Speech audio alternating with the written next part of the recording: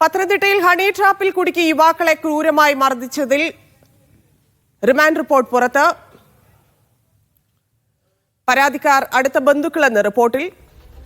ഇരുവരും രശ്മിയുമായി ചാറ്റ് ചെയ്തിരുന്നു. ഇക്കാര്യം രശ്മിയുടെ ഭർത്താവ് ജയേഷ് മനസ്സിലാക്കി. തുടർന്ന് സൗഹൃദപരമായി യുവാക്കളെ വീട്ടിലേക്ക് വിളിച്ചു വരുത്തിയാണ് മർദ്ദിച്ചത്.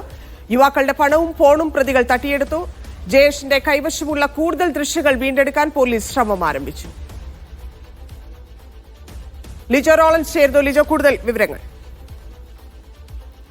ഹണി ട്രാപ്പ് എന്ന രീതിയിൽ ഉയർന്നു വന്ന പരാതിയിലാണ് ഒരു ട്വിസ്റ്റ് ഉണ്ടായിരിക്കുന്നത്. ആ കൃത്യമായ വിവരങ്ങൾ പുറത്തു വരുന്നത് ഈ പോലീസ് സമർപ്പിച്ചിരിക്കുന്ന റിമാൻഡ് റിപ്പോർട്ടിൽ നിന്നാണ്. അതായത് സെപ്റ്റംബർ 1-നും സെപ്റ്റംബർ 5-നും രണ്ട് യുവാക്കൾക്ക് ക്രൂരമായ ഉപദ്രവം ഏൽക്കേണ്ടി വരുന്നത്. ഈ രണ്ട് യുവാക്കൾ, ഒരാൾ ആലപ്പുഴ സ്വദേശിയും ഒരാൾ പത്തനംതിട്ട റാന്നി സ്വദേശിയുമാണ്. ഇരുവരും അടുത്ത ബന്ധുക്കൾ എന്നുള്ളതാണ് പോലീസ് അന്വേഷണത്തിൽ കണ്ടെത്തിയിരിക്കുന്നത്. ഇരുവർക്കും ഈ പ്രതികളിൽ രണ്ടാം പ്രതിയായ രശ്മിയുമായി ബന്ധമുണ്ടായിരുന്നു, സ്റ്റാർട്ട് ചെയ്യുമായിരുന്നു. ഇതറിഞ്ഞ ഭർത്താവ് ജയേഷ് ആണ് തന്ത്രപരമായി സൗഹൃദം രീതിയിൽ വീട്ടിലേക്ക് വിളിച്ചു വരുത്തിയതിനു ശേഷം ക്രൂരമായി മർദ്ദിച്ചത്. ആദ്യഘട്ടത്തിൽ അടുത്തിടപഴകിയുള്ള ദൃശ്യങ്ങൾ, രശ്മിയായിട്ടുള്ള ദൃശ്യങ്ങൾ ഫോണിൽ ചിത്രീകരിച്ചു.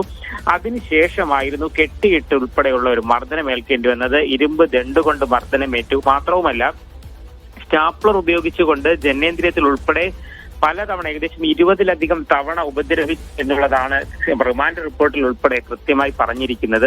പെപ്പർ സ്പ്രേ ഉപയോഗിച്ച് രഹസ്യഭാഗങ്ങൾ ഉൾപ്പെടെ അടിച്ചത് കാരണം അവർക്ക് ബുദ്ധിമുട്ടുണ്ടായി. അതിക്രൂരമായ മർദ്ദനങ്ങൾ, അതായത് പ്രാകൃത രീതിയിലുള്ള മർദ്ദനങ്ങളായിരുന്നു ഇവർക്ക് മേൽക്കേണ്ടി വന്നത്.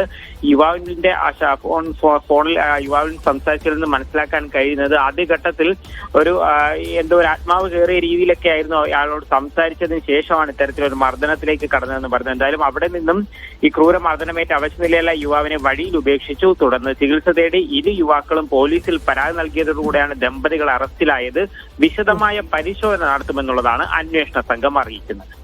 ശരി ലിജോ.